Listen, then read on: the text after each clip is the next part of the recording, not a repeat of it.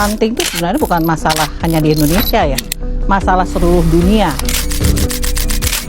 Stunting menjadi masalah yang luar biasa dan kalau kita bisa lihat 2 tahun terakhir ini merupakan masalah yang diprioritaskan oleh pemerintah. Pemerintah secara konsisten melakukan intervensi untuk mengurangi dampak kekurangan gizi kronis yang berakibat pada kegagalan dalam mencapai tinggi badan yang normal pada.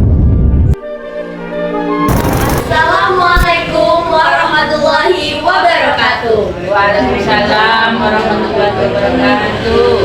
Perkenalkan, nama saya Fidel Yamsindri.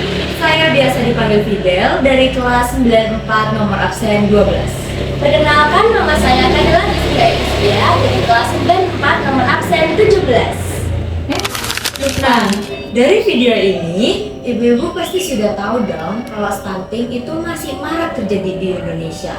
Sebelum mulai materi, aku mau nanya nih, stunting itu apa sih, Bu? Pendek. Tingginya Kurang gizi.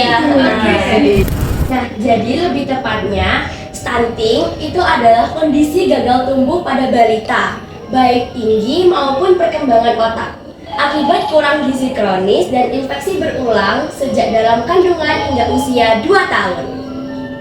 Data stunting di Indonesia. Di Indonesia, berdasarkan data Survei Status Gizi Indonesia atau bisa disebut SSGI 2024, prevalensi stunting telah turun menjadi 19,8%, jauh lebih baik dibandingkan 21,5% pada tahun 2023.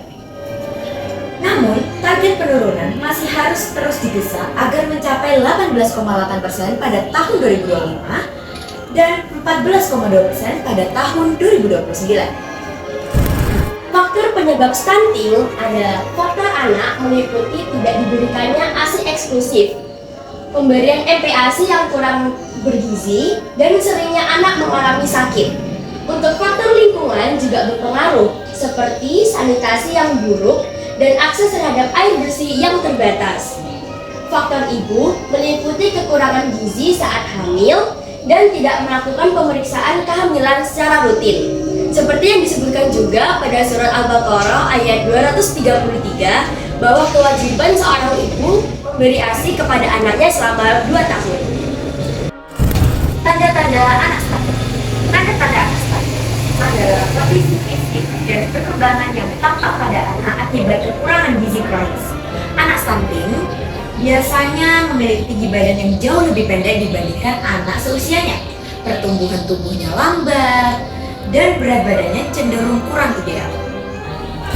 Dampak jangka panjang stunting.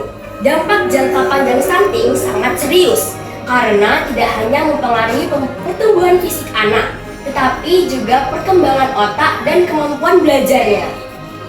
Anak yang mengalami stunting cenderung memiliki kecerdasan yang lebih rendah, daya tahan tubuh yang lemah, serta risiko lebih tinggi mengalami penyakit kronis saat dewasa. Peran orang tua dalam cegah stunting. Yang pertama, orang tua memiliki peran yang sangat penting dalam mencegah stunting sejak awal kehidupan anak. Mulai dari masa kehamilan, ibu harus menjaga asupan gizi yang seimbang dan cukup agar janin dapat tumbuh optimal. Dan yang kedua, selain mencukupi kebutuhan gizi, orang tua juga berperan dalam membentuk pola asuh yang sehat dan responsif terhadap kebutuhan anak, memberikan perhatian penuh terhadap kesehatan, kebersihan, serta stimulasi. Nah, dari presentasi tadi, dari kampanye dari kami berdua, apa yang ingin ibu-ibu tanyakan? Apakah setiap anak yang pendek itu dipastikan stunting? Nah, belum tentu, Bu. Pendek juga bisa karena faktor keturunan.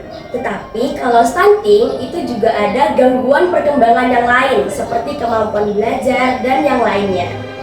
Ada pertanyaan lain? Mbak mau tanya, apakah kalau sudah terjadi stunting bisa disembuhkan?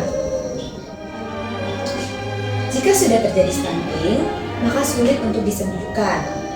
Maka dari itu, pencegahan bisa dilakukan dari awal kehamilan sampai anak usia 2 tahun. Jadi dari awal kehamilan sampai anak usia 2 tahun itu bisa dipenuhi gizinya dan lain sebagainya untuk mencegah stunting itu. Ada pertanyaan lain? Udah Mbak. kasih.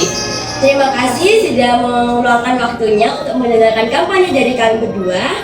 Wassalamualaikum warahmatullahi wabarakatuh. Waalaikumsalam warahmatullahi wabarakatuh. Cegah stunting.